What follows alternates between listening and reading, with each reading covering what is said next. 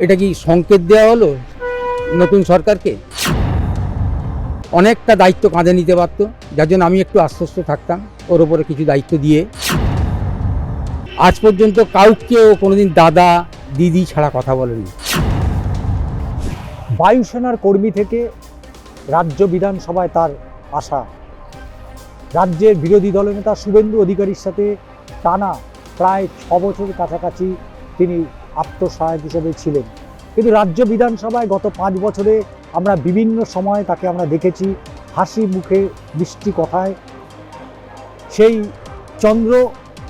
চন্দ্রনাথ ইতিমধ্যেই আততায়ীর গুলিবিদ্ধ হয়ে তিনি মারা গিয়েছেন, কিন্তু তার সাথে যারা সহকর্মী, যারা গত 5 বছর ধরে এই বিধানসভায় তার সাথে কাজ করেছেন, উঠেছে বসেছে চা খেয়েছে, বিভিন্ন সুখ দুঃখের কথা হয়েছে, সেই তার সহকর্মী এইটার কাছে সরাসরি চলে যাব। এই যে ঘটনাটা ঘটল, কি বলবেন?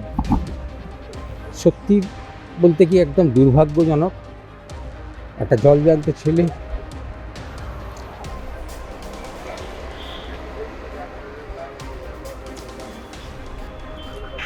সন্ধ্যেবেলা 6টার সময় আমার কাছ থেকে বেরোলো, বেরিয়ে নিজাম প্যালেস গেল, আমি বাড়ি গেলাম। রাত্রিবেলা শঙ্কর ঘোষ আমায় ফোন করে বলছে, প্রদীপদা চন্দ্রকে গুলি করেছে। সেই সময় তখন শঙ্কর ঘোষের সঙ্গে চন্দ্রর কথা চলছিল ফোনে। হঠাৎ আওয়াজ পায় একটু শঙ্কর ঘোষ, তারপরেই কথা বন্ধ হয়ে যায়। বারবার ফোন করতে, তখন ওই পেছনে যে বসেছিল মন্টু, সে ফোনটা তুলে বলে দাদাকে গুলি করেছে। দাদা কোনো কথা বলছে না, আমরা পাশেই নার্সিংহোমে নিয়ে যাচ্ছি। অত্যন্ত ভালো ছেলে বলতে আজকের দিনে এত ওয়ার্কলোড নিয়ে কাজ করা মানে খুব কম দেখা যায়। অনেকটা দায়িত্ব কাঁধে নিতে পারতো, যার জন্য আমি একটু আশ্বস্ত থাকতাম ওর ওপরে কিছু দায়িত্ব দিয়ে। আর একসঙ্গে তো দুজনে কাজ করেছি। আজ পর্যন্ত কাউকেও কোনোদিন দাদা দিদি ছাড়া কথা বলেনি।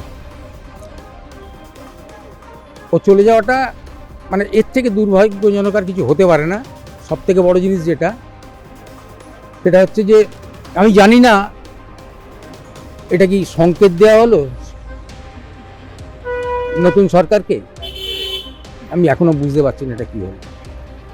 অবশ্যই আমি কথা বলছিলাম, তবে যে ঘটনাটা ঘটেছে সেটা একেবারেই বিশ্বাসযোগ্য হচ্ছে না যে চন্দ্রনাথ রথ, যে এই রাজ্য বিধানসভায় গত 5 বছর আমরা তাকে দেখেছি, তিনি হাসি ঠাট্টা কাজ এবং সর্বক্ষণ কাজের মধ্যে থেকে তিনি নিজেকে বারবার প্রমাণ করেছে, কিন্তু সেই ছেলেটার এমন কে শত্রু থাকতে পারে যে কারণে তাকে টার্গেট করেছে। তবে সেই টার্গেটটা নিজাম প্যালেস থেকে করা হয়েছিল, তাকে নজর করা হয়েছিল, এবং যেভাবে তাকে মারা হয়েছে সেটা নির্ভুল না হলেও একেবারে স্পষ্ট বলা যেতে পারে যে তাকে যে রেইকি করা হয়েছিল, তাকে প্রতি মুহূর্তে তাকে যে নজর করা হচ্ছিল, এবং সেই নজর করেই চন্দ্রকে এভাবেই গুলি করে খুন করা হয়েছে। তবে এই ঘটনায় কে বা কারা জড়িত এখনো স্পষ্ট নয়। সিসিটিভির ফুটেজ খতিয়ে দেখা হচ্ছে।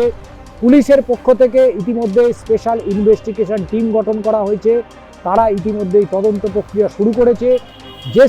যে গাড়ি ব্যবহার করা হয়েছিল ইতিমধ্যেই সেই গাড়ি অনেক রকম ময়না তদন্ত ইতিমধ্যেই প্রক্রিয়া শুরু করেছে। বিভিন্ন জায়গা থেকে বিভিন্ন রকমের যেখানে ঘটনাটা ঘটেছিল সেই ঘটনার জায়গা থেকে বিভিন্ন বিষয় তারা দেখেছে, এবং শুধু তাই নয়, সিসিটিভি অনুযায়ী সেদিনকে সেই সময় কে কোথায় ছিল সমস্তটাই কিন্তু প্রায় ধরা পড়েছে। তবে ফরেনসিক ইতিমধ্যেই তারা বিভিন্ন জায়গা থেকে তারা খোঁজ খবর নিয়েছেন, এবং ফরেনসিক তারাও চেষ্টা করছেন যে যত দ্রুত সম্ভব নাম্বার প্লেটহীন প্লেট থাকলেও সেটা যে অন্য কোনো গাড়ির নাম্বার প্লেট সেটা অন্তত তারা স্পষ্ট বুঝে গিয়েছে। তবে এই ঘটনায় রাজ্যের বিরোধী দলনেতা শুভেন্দু অধিকারী থেকে শ্রমিক ভট্টাচার্য থেকে শুরু করে বিজেপির সমস্ত বিধায়করা তারা একযোগে চাইছেন এই ঘটনার স্বচ্ছ এবং পূর্ণাঙ্গ তদন্ত হোক। শাসক দলের পক্ষ থেকেও তারা জানিয়েছেন যে এই ঘটনায় স্বচ্ছ নিরপেক্ষ তদন্তের প্রয়োজনটা রয়েছে এবং কে কালপিট সেটা অবশ্যই খুঁজে বার করতে হবে। চিত্র সাংবাদিক সুব্রতর সাথে ষষ্ঠী চট্টোপাধ্যায়, আর প্লাস নিউজ, কলকাতা।